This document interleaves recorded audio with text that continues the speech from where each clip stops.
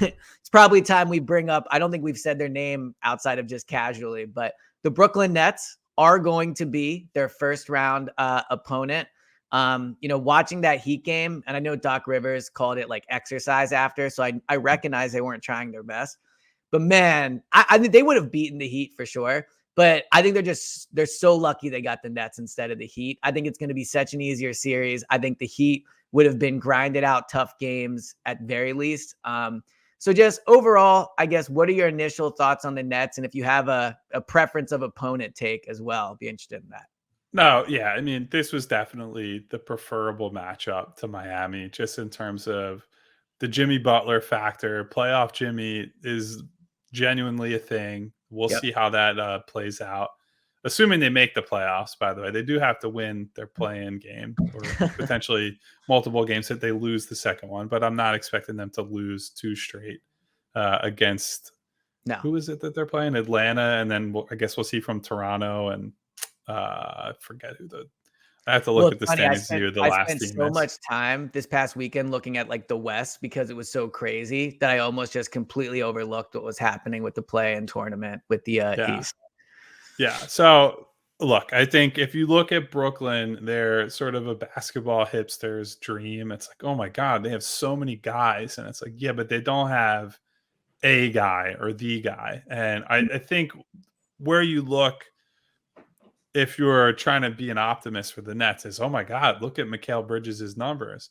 And they're awesome. Like, he's scored, I want to say 27 points a game since joining Brooklyn on good efficiency. And that's all well and good. At the same time, he's not creating for basically anybody else. And they have a bottom 10 offense in the league during that time period. So that suggests to me, it's like, yeah, he can get his if you make him the guy. But if you were to just say, look, we'll let him do that, and we're not going to give space to any shooters, we'll play up on everybody else, and we'll say, hey, Mikal, you can score 30, 35 points, but you're not going to do anything for anybody else. I think that's an outcome that you live with, because I think the offense will not be good enough elsewhere for them to do anything. I just think that is probably the most straightforward path to success against them. They just don't have enough guys, or they don't have the guy that you hand the ball to as a creator. And it's like, not only is he going to get his, but he's going to make sure everybody else gets involved too. You're not doubling any of these guys. You're not really worried about switching most of these matchups. That they win some of them that are favorable, that's fine. And then the other side of the ball, like, they just don't have a prayer to defend Joel, right? Like, I think they can do some things to junk up the game. I wrote about this morning, where if you put him in the middle of the floor and shrink the floor and he tries to drive against Claxton, guys like Bridges and Finney Smith and Cam Johnson, they can dig down, and they all got these long arms that they'll bat at balls and whatever, and he'll have some turnovers there. But anybody who's defending him individually is just giving up so much size and weight, and he's going to put guys in foul trouble. He's going to beat guys up, just like lean into them and move them back over and over again. Honestly, I would worry more that he might foul himself out or pick up foul trouble, because he's playing so physical, and they might just get calls from being the smaller players on the floor. So that we'll see how that plays out. I think he has like 60 pounds on all their players that actually play. Like, Claxton is only 215. Like, I think he's like, to your point, considerably heavier and stronger than every other big man they have. Yeah, and like, Daron Sharp absolutely stinks. Like, even Nets fans are like, please don't play this fucking guy. So when you go into a series and there are so few answers for the guy who's already the best player in the series, it's just like, your win conditions, if you're Brooklyn, are really tough to get to. So I think it's that simple, honestly. They have the best player, and Brooklyn's best options on offense, none of them scare me in a way that like is going to do anything to change my mind, which is to say, I think this is a series they should win in 4 or 5 games. We'll give Brooklyn one of those, just to say they win one at home, or maybe they steal the 1 p.m. opening game of the series. But otherwise, the Sixers are the better, more talented team, and they should win. So I'll do a crossover, and we will actually have some crossovers this week. We're going to try to do some stuff with some Nets pods, different Nets writers. So learn more about how trash the Nets are. But I do think like a crossover for me that fits perfectly in this is when the New York Giants came to Philadelphia to play the Eagles. Like you can talk yourself into well, they've had a better year than you think, and they're up and coming and blah, blah, blah. At the end of the day, the Sixers are just far more talented than the Nets, like point blank period. Now, if you were going to say to me, what's a world where they lose the series? First of all, probably involves, knock on wood, Joel Embiid like being unallowed to play in 6 of them. I think even without Joel, they probably would still win the series or at least be extremely competitive. The only concern I would have with the Nets is they are kind of a too young to know what they don't know team. So I don't think they come in with the baggage the Sixers have.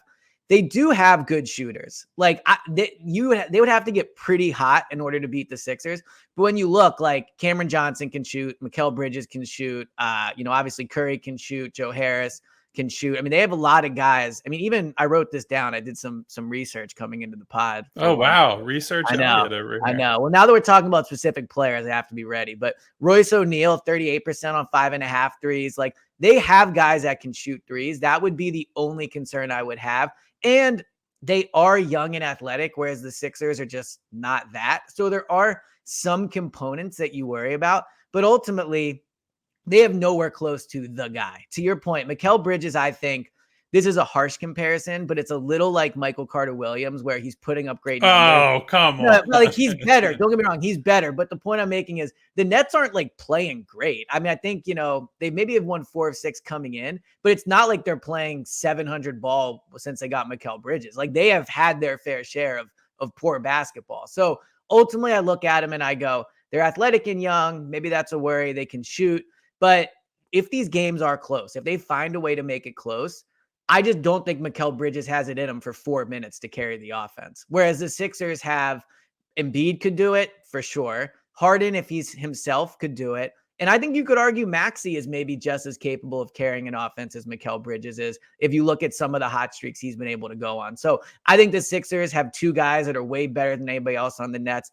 And then there's Maxey. So I just think they're far, far more talented, and that's what will win the series for him. So Maxey's the interesting one in that I think this is the sort of team that he might struggle against. He did not have they only played essentially one time with these versions of their teams, and he was not very good in that game. He was like 4 for 11, scored 12 points.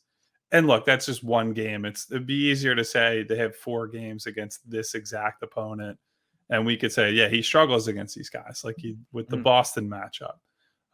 But I do think if you look at their profile and you say, look, they have a lot of long, switchable athletes, that those type of guys pose problems for him because he'll just pull out his dribble and turn his back and reset the offense.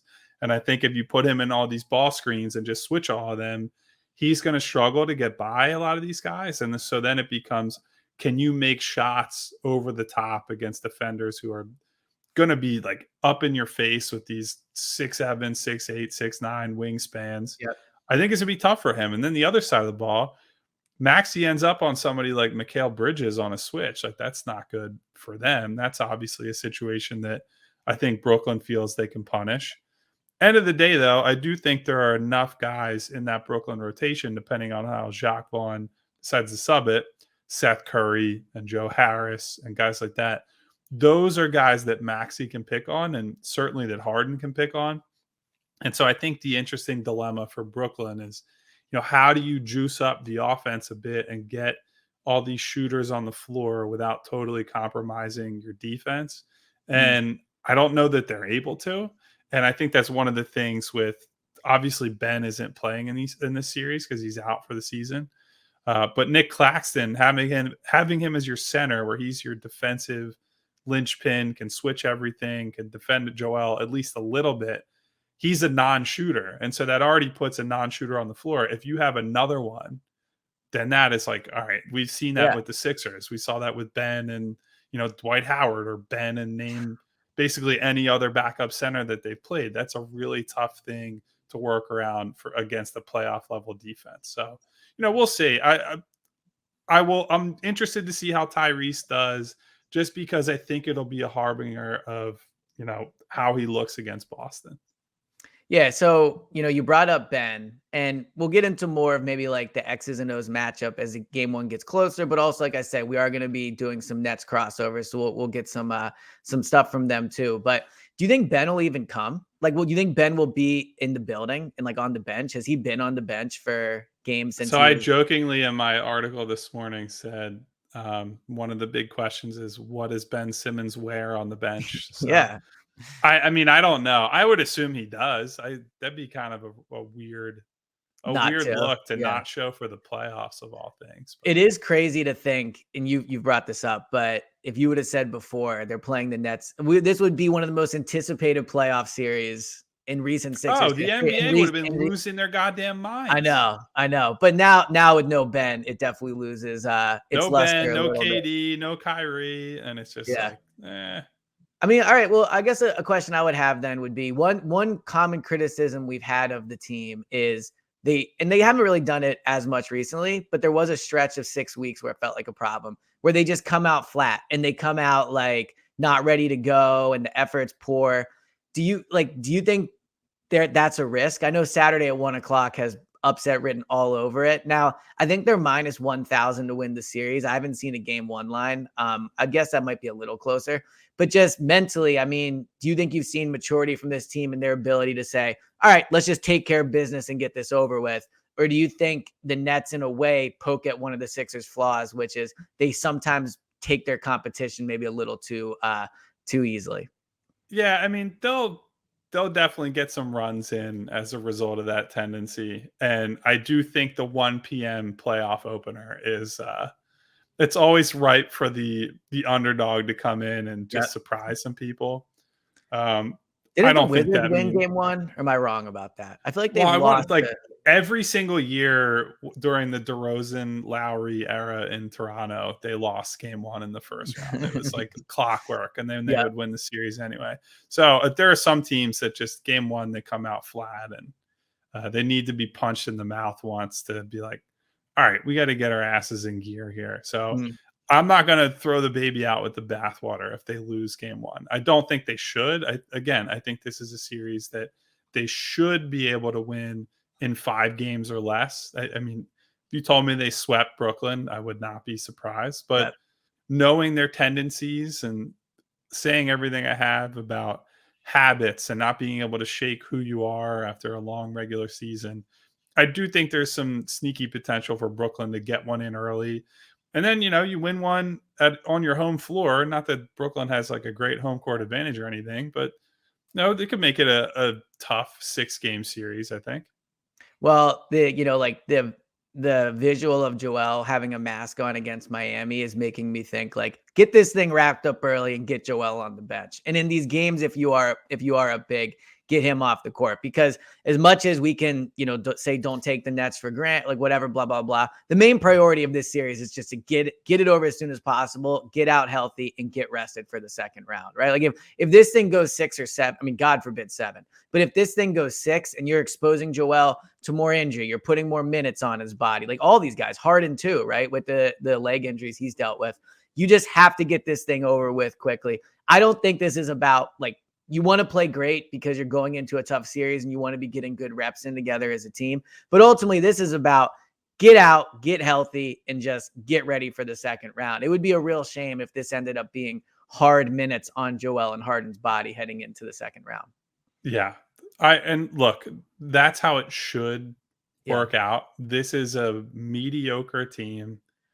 I don't that's just It is the what it fact. is. Like And they might not since even be mediocre, honestly. They might be like below mediocre. They're a young team that has no track record of winning with no star that is just a bunch of role players. Like right, if it you is add what it is. a star to this team who could be the guy, then okay, great. And you didn't take anything else away, but they just Right. that's not the situation they're in. Yeah. Since Mikal Bridges and these guys joined the lineup, there's something like the 23rd best offense and the 17th best defense. Now, worth noting, during that time period, the Sixers are like 16th on defense, Right. but also have a top 3 offense and have the best scorer in the NBA and James Harden and so on and so forth. So nothing about their profile says this is a team. It's not like in college basketball where you head into the tournament and it's like the seeding's funky, but oh, Ken Palm says this team is actually like the 10th best team in the country, and then that team goes on a run. Like none of the underlying stuff says, oh man, the Nets are a sleeping giant. The underlying stuff tracks with what we think. They're a middle of the road Eastern Conference team with no like clear cut A+ playoff level star. And that is the sort of team the Sixers should be able to dispatch relatively easily. Well, and that's why, to kind of put a bow on this before we get into MVP, like had they gotten the Heat, I think they would have won the series, but there would have been the underlying stuff of like veteran team has won in the playoffs, has a guy you worry about, has given this team trouble. Like there are things that you could point to that are beyond the Heat have been bad at basketball this year, right? Like the Heat are bad at a lot of things, but there's a lot of those components. The reason they're the perfect team is because they're inexperienced, they're young, they don't have the guy. Like they also don't, to your point, have those things where even just from a narrative perspective, you can talk yourself into it, right? Like if you're not a hardcore basketball guy and you're just simply looking at it, you go, oh yeah, they're in a completely unproven team that has nothing. Whereas with the Heat, you would go, well, they've played good, blah, blah, blah. So I think that is one advantage for them as well, is the Nets just don't have anything that should really give the Sixers problems off the court from a narrative perspective as well. So as I mentioned, we are going to have Nets people on. We're going to do pods on those. Anything else you want to say about the season or the series before we move to MVP? No, we can Good. talk about Joel probably winning the MVP Yeah, finally. we've successfully made it so when they lose to the Nets, we'll look like complete fools for watching aside for 10 minutes. All right.